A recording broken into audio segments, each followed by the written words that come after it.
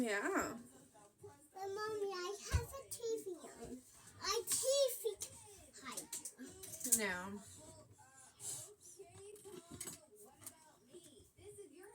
Mommy, I need this soap. Yes, you do need the soap if you're going to wash your hands. It's very important to have soap. Mommy,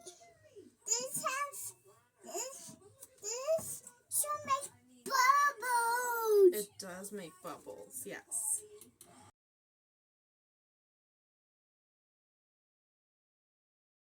So, that video is painful.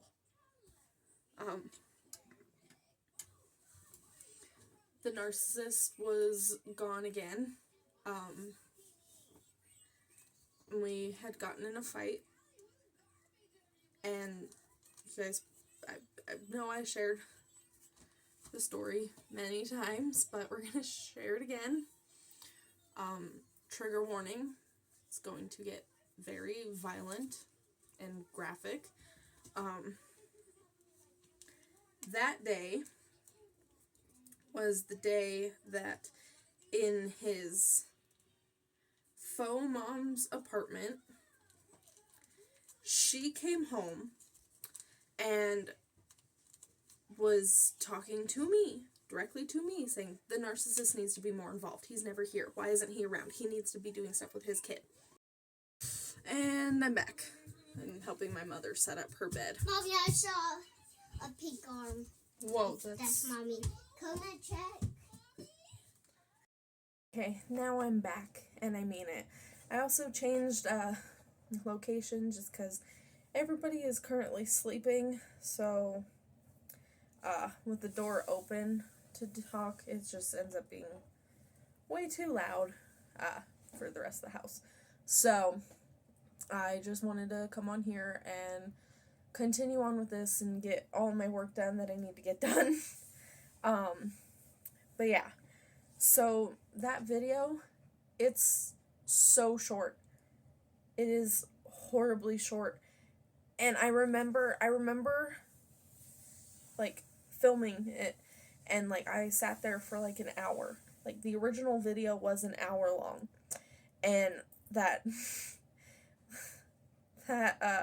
59 minutes of it that got cut out was me just sobbing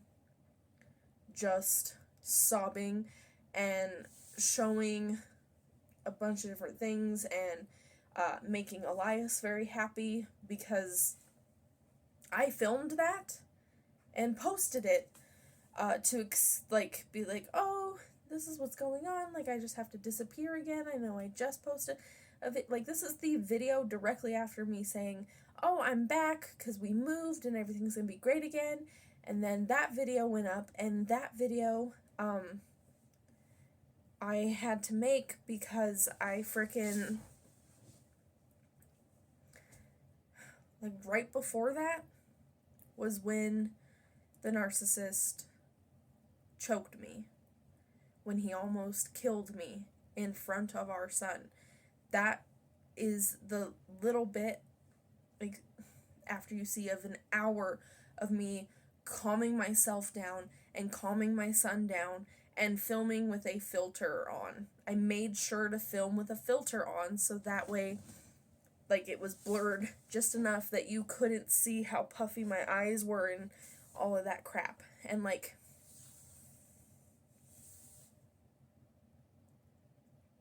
I went to a length to excuse it because I was like, I can't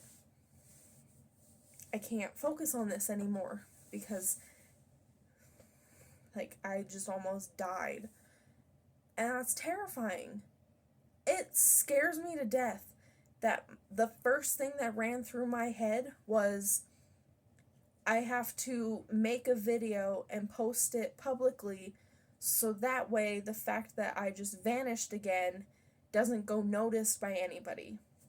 Like, my channel's not big. It's not like millions of people are going to be like, what happened to her?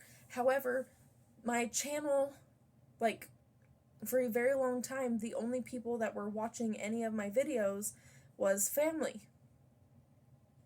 Like, that's how family knew what was happening in my life, because I didn't have a phone, I didn't have a way to call most of them and keep everybody updated and stuff. Like, I had Facebook Messenger because I had a tablet. I didn't have a phone number. I didn't have any way to call anybody. Like, that was not an option. So I had Facebook Messenger, and if the family didn't have Facebook, then they were just SOL. And my YouTube channel, which a lot of family was and is still on. Like, that was how I communicated. And I posted an almost minute-long video to explain why I was vanishing again before everybody freaked out. Because I almost died. And then he left for basically the entire rest of the day.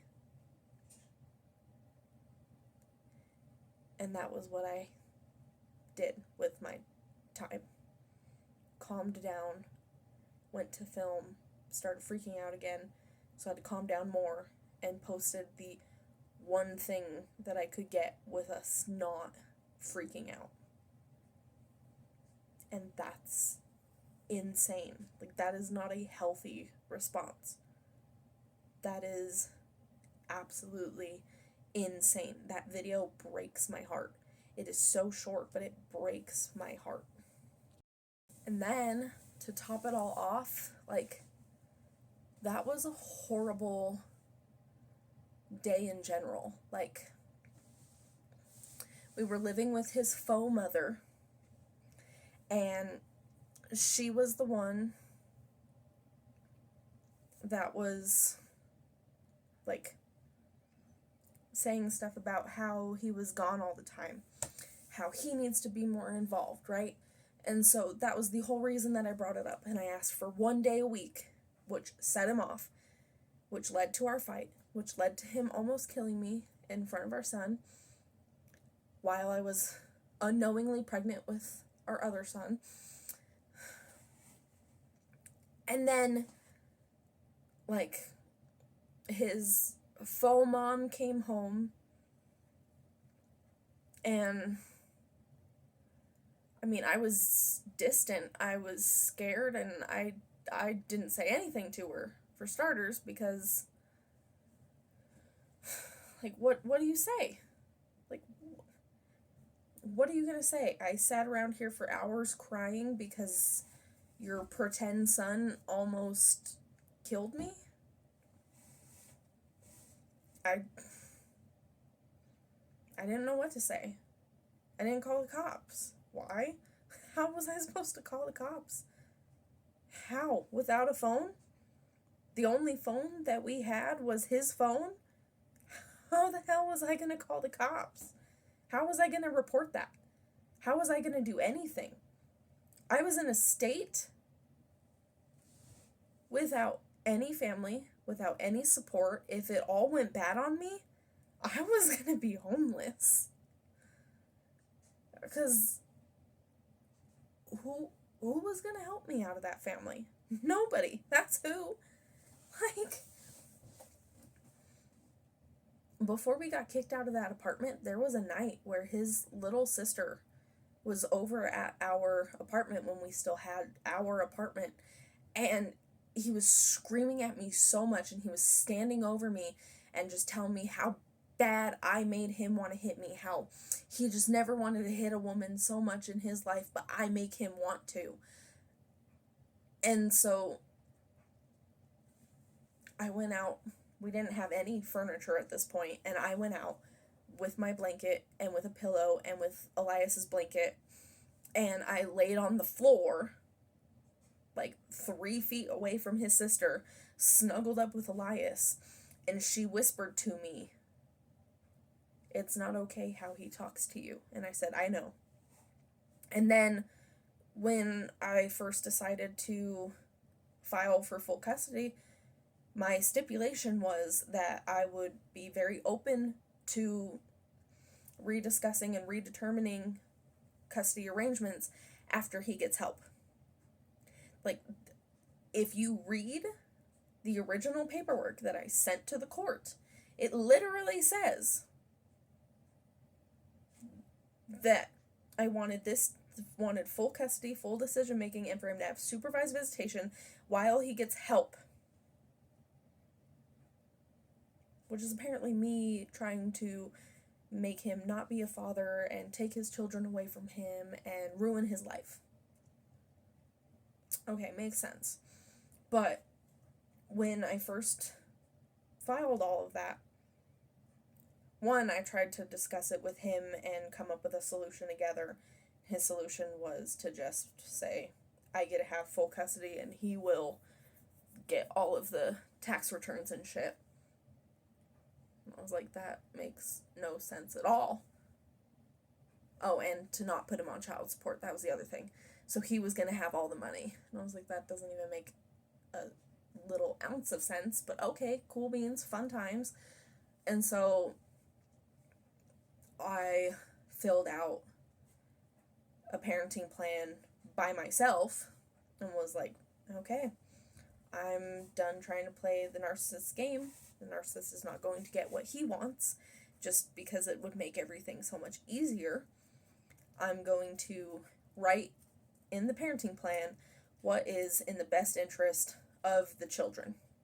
So that's what I did, which is supervised visitation until he goes to mandatory therapy and mandatory anger management. I wanted to throw in Alcoholics Anonymous and Narcotics Anonymous, but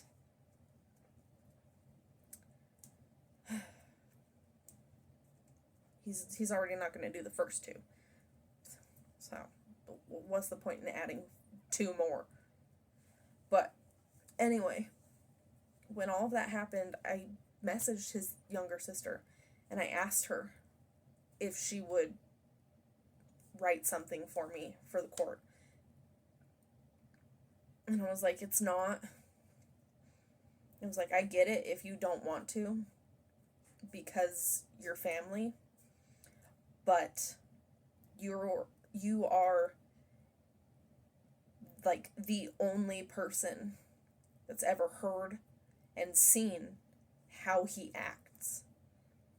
And I'm not doing this to be mean or spiteful. I'm doing this for your nephews.